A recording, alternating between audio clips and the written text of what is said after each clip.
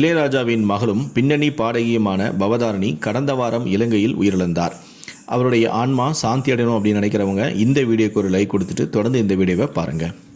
Cancer பாதிப்பு காரணமாக ஆயுர்வேத சிகிச்சை எடுத்து வந்த பவதாரணியின் மறைவு ரசிகர்களை சோகத்தில் ஆழ்த்தியது.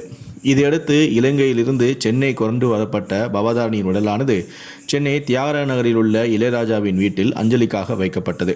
அங்கு திரை பிரபலங்கள், உறவினர்கள், ரசிகர்கள், சொந்த பந்தங்களிடம் அனைவரும் வந்து நேரில் அஞ்சலி செலுத்திவிட்டு சென்றனர். பல அரசியல் பிரபலர்களும் நேரில் வந்து அஞ்சலி செலுத்தினர். அதைத் தொடர்ந்து இரவு ஆம்புலன்ஸ் மூலமாக இளையராஜாவின் சொந்த ஊரான தேனி மாவட்டத்துக்கு எடுத்து செல்லப்பட்டு அங்கு நல்லடக்கமும் செய்யப்பட்டது.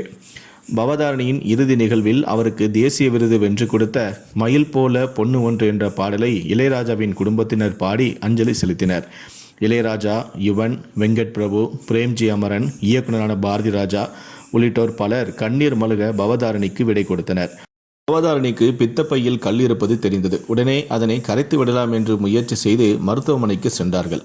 ஆனால் அதற்குள் அது புற்றுநோயாக மாறிவிட்டது. காலப்போக்கில் அந்த புற்றுநோய் அருகில் இருக்கக்கூடிய பிற உறுப்புகளுக்கும் அது பரவிவிட்டது. அந்த புற்றுநோயை குணப்படுத்துவதற்கு ஏராளமான மருத்துவ சிகிச்சைகளை பவதாரணி மேற்கொண்டு வந்தார். ஆனால் அவருக்கு உடல்நிலை சரியாகவில்லை. இளையராஜாவும் பவதாரணியை எப்படியாவது காப்பாற்றிவிட வேண்டும் என பல வெளிநாடுகளில் பல சிகிச்சைகளுக்கான ஏற்பாடுகளையும் செய்து வந்தார். கடைசியில் அவை எதுவுமே வேலைக்காகவில்லை.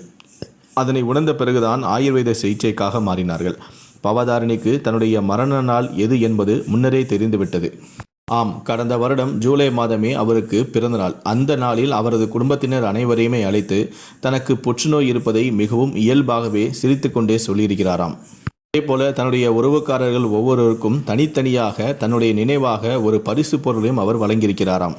நிலையில்தான் தற்போது பவதாரணி இறப்பதற்கு முன்பு 3 உயில்களை எழுதி வைத்துள்ளதாக சமூக ஊடகங்களில் ஒரு தகவல் வைரலாகி கொண்டு இருக்கிறது.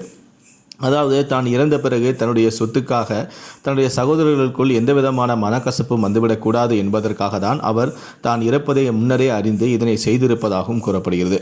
அதாவது தன்னுடைய சொத்தை 3ஆக பிரித்து அதில் ஒரு சில பகுதியை அநாத இல்லத்திற்கும் ஒரு சில பகுதிகளை முதியோர் இல்லத்திற்கும் என அவர் தன்னுடைய சொத்தை 3ஆக பிரித்து அதை 3 உயிலாக எழுதி வைத்திருக்கிறார்.